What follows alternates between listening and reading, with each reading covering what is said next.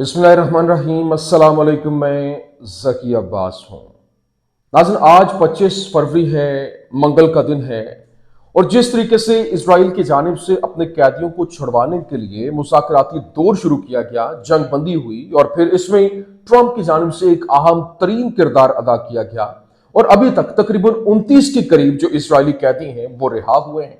जबकि 60 से ज्यादा जो अभी कैदी हैं वो फलस्तीनी मुजाहमत हमास की कैद के अंदर है। लेकिन अभी जो दूसरा फेज शुरू होना था उसको लेकर एक बहुत बड़ी खबर सामने आई है, क्योंकि इन्होंने उस फेज को शुरू करने से इनकार कर दिया है। और हां, यहां तक यह कहा जा रहा था कि इस फेज के अंदर मजीद एक्सटेंशन जो है वो हो सकती है, लेकिन यहां 2 हफ्ते की एक्सटेंशन के अंदर जो कैदियों का तबादला है वो हो सकता है, जबकि फलस्तीनी मज़ाहमत हमास की जानिब से मजीद इजरायली कैदी रिहा करने से इनकार कर दिया गया है। क्यों? क्योंकि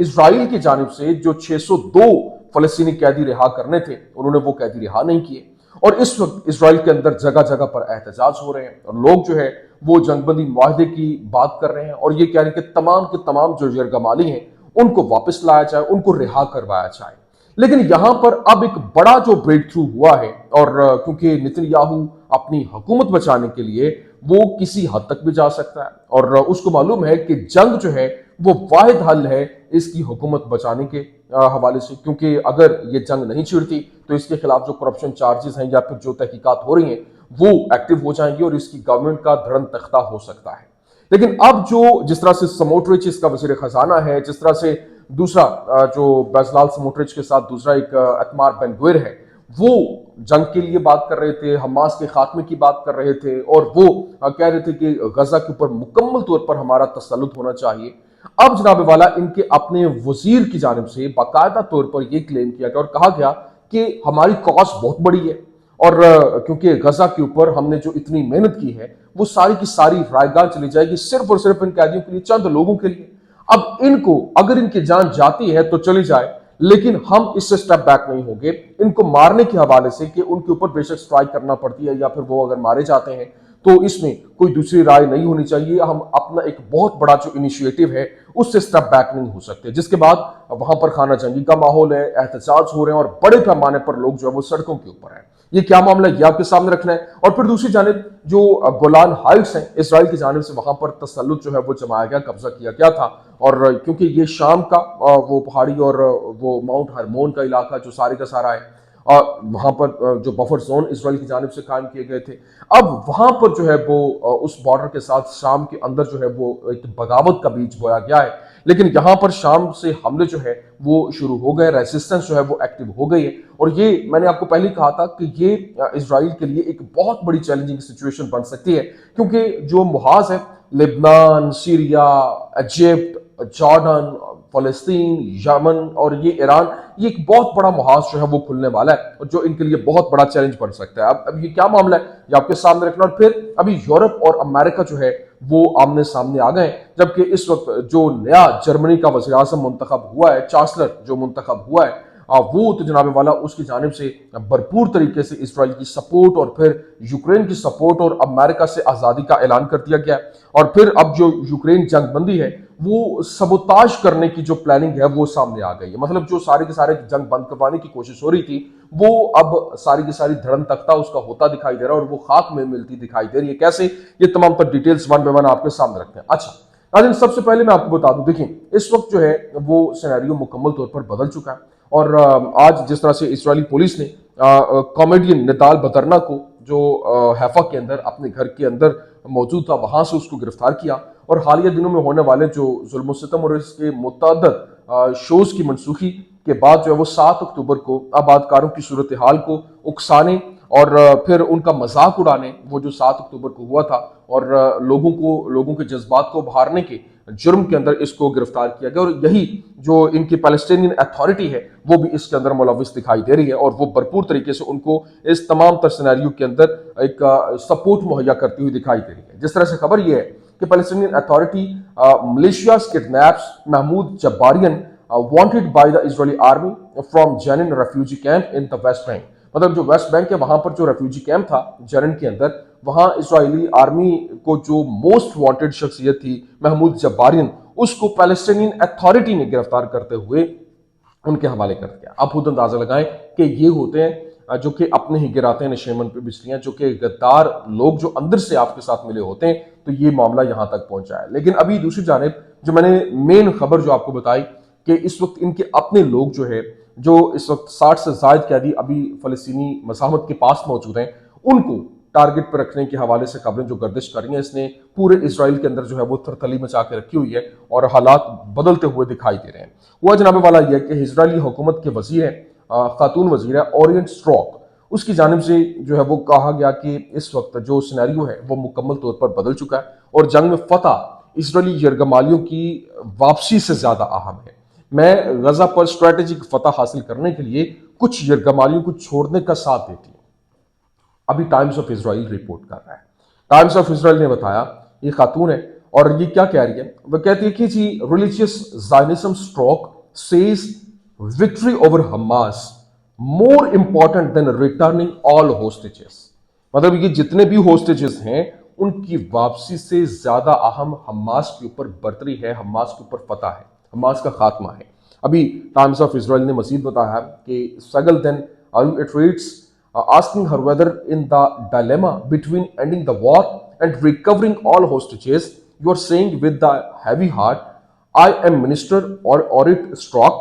I will have to abandon some hostages in order to achieve the strategic victory over Gaza. मतलब गजा के ऊपर जो विक्ट्री है वो इतनी इंपॉर्टेंट है, मैं बड़े हैवी हार्ट के साथ ये बात कर रही हूँ। और यहाँ पर जो कि नेतन्याहू कह रहे हैं दोबारा से हमला करने को लेकर तैयारियां हो चुकी हैं, वहां पर डील जो सेकंड फेज है उसको कंटिन्यू नहीं किया गया है, वहां पर उनके फौजी अपनी पोजीशन संभाल चुके हैं और ऊपर से ये स्टेटमेंट आना बेसिकली एक टेस्टिमोनियल होता है कि अवाम का टेस्टिमोनियल जो है, अवाम के अंदर एक अवाम की पल्स को चेक करने के लिए कि अवाम के अंदर क्या मामला है, उनकी क्या जज्बात हैं। तो यहां पर उसकी जानिब से कहा गया कि ये सबसे इंपॉर्टेंट है कि हम अपने लोग, अगर कुछ लोगों की कुर्बानी देना भी पड़ती है तो हम दें, लेकिन फतह जो है वो हमारे पास होनी चाहिए, फतह हमारे नाम होनी चाहिए। और ये जो गजा के ऊपर हमारा तसल्लुत है, जो इतनी हमने जंग लड़ी है, ये हमारे पास इसका कंट्रोल होना चाहिए। I am saying this stock confirms and I am saying this was the Israeli consensus 10 years ago. मतलब 10 साल पहले से ये जो हमारा एक इजरायली कंसेंसस था, एक कह लें कि इत्तेफाक हो गया था कि हम इस तरह से आगे बढ़ेंगे। तो अब दोबारा से वो एक बड़ा मुहाज जो है वो खोलने जा रहे हैं, जबकि दूसरी जानिब इस वक्त जो सिनेरियो है वो बहुत तेजी के साथ तब्दील हो रहा है। और अभी जो एक तरफ ये मुहाज है और दूसरी तरफ जो है वो जो इस वक्त कह लें कि लिबनान है वो एक्टिव हो चुका है, सीरिया वो एक्टिव हो चुका है, क्योंकि वहां पर सीरिया जो है वहां से रेजिस्टेंस हमले जो है वो शुरू कर चुकी है। और जो गोलान हाइट्स है वहां पर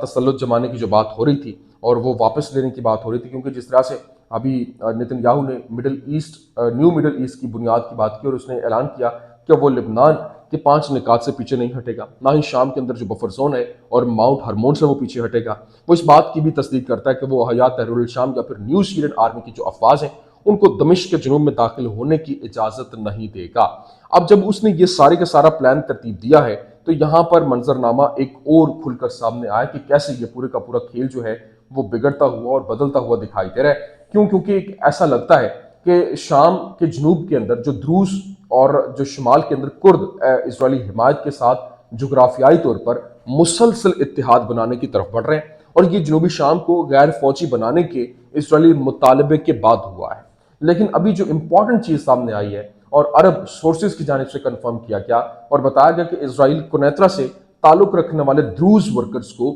इसराइल में मुलाजमत की पेशकश कर रहा है, जो उन्हें शाम में मिलने वाली तनख्वाह से काफी ज्यादा है। और इसके अलावा इसराइल जनूबी शाम के द्रूज देहात को इंसानी इमदाद की पेशकश भी कर रहे हैं। तो इसका मतलब यह है कि वो जो द्रूज और कुर्द जो हैं वो पहले ही, वहां पर कुर्द तो पहले ही एक्टिव है और वो अलहदा से स्टेट की बात कर रहे हैं और उनको एक्टिव करके एक शाम के अंदर एक नया मुहाज खोलने की बात हो रही है और एक नई बगावत का बीज जो है वो बोया जा रहा है। और ये इसराइल जो है यूं कह लें कि वो एक अपने 2 प्रॉक्सीज को वहां पर एक्टिव कर रहा है। जिस तरह से पहले प्रॉक्सीज के साथ खेला जा रहा था, अब उसने ये प्रॉक्सीज के साथ खेलना शुरू कर दिया है, जो कि अब देखना ये है कि कैसे आगे से रिटेलिएट किया जाता है। हाँ, अब रेसिस्टेंस जो है वो हमले शुरू कर चुकी है, पैदर पे जो है वो वहां पर हमले होना शुरू हो गए, जो कि हालात की नजाकत को बढ़ाते हुए दिखा रहे हैं कि अब हालात मजीद बिगड़ते हुए यहां पर भी दिखाई दे रहे हैं। तो मैंने कहा ये मैं आपके सामने रखता हूं। लेकिन इस वक्त एक जो यादोत आहरानोत अखबार की जानिब से बताया गया कि Israel conveyed to Turkey that its presence in the safe zone in Syria will not be permanent. मतलब उसने ये कहा कि हमारे ऊपर हमले यहाँ पर नहीं किए जाए, ये हमारा जो जोन हमने बनाया है ये कोई परमानेंट नहीं है, हम यहाँ से क्विट करेंगे, यहाँ से वापस जो है वो जाएंगे। यादोत आहरानोत अखबार की जानिब से ये कंफर्म किया गया। लेकिन अभी दूसरी जानिब ये मामला तो चल रहा है और ये हालात बड़ी तेजी के साथ बदल रहे हैं और जो हर लम्हे के साथ सिचुएशन जो है वो तब्दील होती हुई दिखाई दे रही है। जिस तरह से अभी खातिमुल अंबिया के मरकजी हेडक्वार्टर के कमांडर जनरल राशिद की तरफ से ईरान के खिलाफ धमकियों के जवाब में अमेरिका और इसराइल को इनेतबा भी किया गया और कहा गया कि हम जारहियत के जो एक यूं कह लें कि इन्होंने हमले जो शुरू कर रखे हैं और बाकायदा तौर पर जारहियत जारी रखी हुई है, उनका जो सोर्स है आपकी सलाहियतों और उन अड्डों के ऊपर हम हमला करेंगे। हमने कमांडरों को हिदायत की कि वो तमाम फौजी शोबों और हथियारों में ईरान की ताकत का सिर्फ एक छोटा सा हिस्सा जो है वो मीडिया के सामने पेश करें। लेकिन यहाँ पर एक और जो इम्पॉर्टेंट चीज़ है, क्योंकि इस वक्त एक तरफ मिडल ईस्ट है जो कि वहाँ पर एक यूँ कह लें कि लम्हा बलम्हा सूरत हाल बदल रही है, लेकिन दूसरी तरफ यूक्रेन जंग जो है वो जंग बंदी के बिल्कुल करीब थी और यहाँ ट्रंप की जानिब से जो पुतिन के साथ मिलकर एक बहुत बड़ा इनिशिएटिव जो है वो लिया गया। लेकिन यहाँ जब जर्मनी के अंदर न्यू जो चांसलर जो इलेक्शन के जीत के आए हैं जिनका नाम है फ्रेडरिक मर्स, वो जनाब वाला एक यूँ कह लें कि वो भी वॉर मॉन्गर उनको कहा जाता है और वो जंगों को लगवाने के हवाले से जिस तरह से जो बाइडन है, जिस तरह से उसके बारे में कहा जाता था कि अमेरिका के अंदर इतने बड़े बड़े जो लोग बैठे हुए हैं। अब जर्मनी के जो नए चांसलर है फ्रेडरिक मर्स, ये भी उसी चेन की कड़ी है और फ्रेडरिक मर्स ने बारहा जर्मनी से यूक्रेन को तवील फासले तक मार करने वाले टॉरस जो मिसाइल है वो फराहम करने का मुतालबा किया ताकि वो रूसी इलाके में गहराई तक हमला कर सके और ये जर्मनी की तरफ से एक बड़े पैमाने पर इजाफा होगा, एस्केलेशन होगी। और टॉरस मिसाइल इतना बड़ा जो है वो सौदा क्यों है, मतलब इसको इतनी अहमियत क्यों दी जाती है, क्योंकि यूक्रेन बराह रास्त जर्मनी की हिमायत के बगैर इन मिसाइलों को चलाने के काबिल नहीं है। और इसका मतलब ये है कि जर्मन हथियार जर्मन फौजी एहलकारों की तरफ से हिदायत करदा और जर्मन इंटेलिजेंस की जो रहनुमाई में रूसी सरजमीन पर हमला करेंगे। यहाँ तक कि जो सुबकदोश होने वाले जो जर्मन चांसलर है ओलाफ शोल्स, जो कि यूक्रेन के हामी और बाइडन के हामी हैं, उसने यूक्रेन को टॉरस मिसाइल भेजने की मुखालिफत की थी और वो समझता था कि इस तरह के इकदाम से जर्मनी पर बड़े पैमाने के ऊपर रद्दमल आ सकता है। और फ्रेडरिक मर्स की इंतखाबी जीत ने यूरोप में एक नए अफरा तफरी के लिए इत्तेहाद की राह जो है वो हमवार कर दी है और यूं कह लें कि क्यास की राह हमवार कर दी है। जर्मनी, फ्रांस और बरतानिया, ये तीन बड़े मुल्क हैं, ये तीनों आलमगीर हुकूमतें हैं जो कि ट्रंप के अमन इकदाम को सबोताज करने और यूक्रेन की जंग को जारी रखने के लिए हर मुमकिन जो है वो कोशिश कर रहे हैं। और फिर अभी ये इसी ने फ्रेडरिक मर्स ने यही कहा कि वो अमेरिका से यूरोप को आज़ादी दिलाने की बात कर रहा है और वो मुकम्मल तौर पर इसके ऊपर काम भी कर रहा है। लेकिन अभी जो जिस तरह से फ्रांस के जो सदर हैं इमैनुअल मैक्रोन, वो डोनाल्ड ट्रंप से वो मिले और मुलाकात के दौरान जब ये फॉक्स न्यूज़ के ऊपर प्रेस कॉन्फ्रेंस चल रही थी तो उसी दौरान Macron interrupted Trump and denied him in front of the camera after Trump said Europe was getting it's money back from Ukraine. मतलब जब जो ट्रंप जो बात कर रहा था और ट्रंप बात करते हुए मैक्रोन ने उसकी बात को काटा, उसको रोका और कहा कि हम जो अपनी रकम जो है वो यूक्रेन से वापस नहीं लेंगे और फिर उसने वापस लेने का जो फॉर्मूला है वो भी बताया। लेकिन इस वक्त ट्रंप ने कहा कि Trump says that US spent more than $300 billion in the Ukraine war while Europe spent $100 billion and we deserve to get it back. That is $400 billion. लेकिन यहाँ पर जो यूएस ने $300 बिलियन यहाँ पर खर्च किए, $100 बिलियन यूरोप ने खर्च किए, इस वजह से ही हम अपनी रकम जो है वो वापस देंगे। लेकिन यहाँ जो इम्पोर्टेंट चीज़ है कि उसने सारी की सारी बात जो है वो रद्द कर दी और उसके ऊपर अपना प्लान जो है वो भी रख दिया और बताया कि ट्रंप के साथ व्हाइट हाउस में होने वाली मीटिंग में मैक्रोन ने इंकशाफ किया कि पेरिस और लंदन के पास यूक्रेन के लिए सिक्योरिटी की जमानतों का मंसूबा है जिसमें फौजियों की तैनाती भी शामिल है। उसने कहा कि जरूरी नहीं कि वो फ्रंट लाइंस पर होंगे, लेकिन वो जमानत के तौर पर वहां मौजूद होंगे और इस बात का इम्कान नहीं है कि सदर पुतिन अमन की जमानत के तौर पर फ्रांसीसी और बरतानवी फौजियों को वहां पर अपने बैक में खुश आमदीद कहेंगे। लेकिन अमरीकी सदर डोनाल्ड ट्रंप की जानिब से मैक्रोन से मुलाकात के दौरान उन्होंने कहा कि मैंने पुतिन के साथ जंग के खात्मे और मॉस्को और वाशिंगटन के दरमियान तय पाने वाले बड़े इक्तसादी तरक्याती मुआहदों के बारे में संजीदा बातचीत की है और यूक्रेन में यूरोपीय अमन फौज भेजने में कोई मसला नहीं है। प्यूटन इनकी मौजूदगी पर रजामंद होंगे। ट्रंप ने यूक्रेन के अपने इलाकों से दस्तबरदार होने के सवाल के जवाब में कहा कि हम देखेंगे कि क्या होता है। और जबकि फ्रांसीसी सदर मैक्रोन अपनी बारी में बोले, उन्होंने कहा कि मुंजमद जो रूसी असासे हैं वो यूक्रेन मुज़ाकरात का हिस्सा होंगे। दांतों के सौदे के जरिए यूक्रेन में अमरीकी मशगूलियत अच्छी है और वेटरन्स पहले यूक्रेन में जंगबंदी और दूसरे अमन माहदे को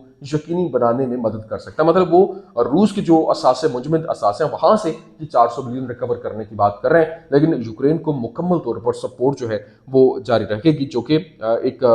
दोबारा से जंग छिड़ने के मुतरादिफ है। ये कुछ अहम तरीन अपडेट्स से मैंने कहा मैं आपके सामने रखता हूँ। उम्मीद करते हैं वीडियो आपको पसंद आई होगी। पसंद आने की सूरत में लाइक कीजिए, शेयर कीजिए और हमारे चैनल को सब्सक्राइब करना मत भूलिएगा। शुक्रिया।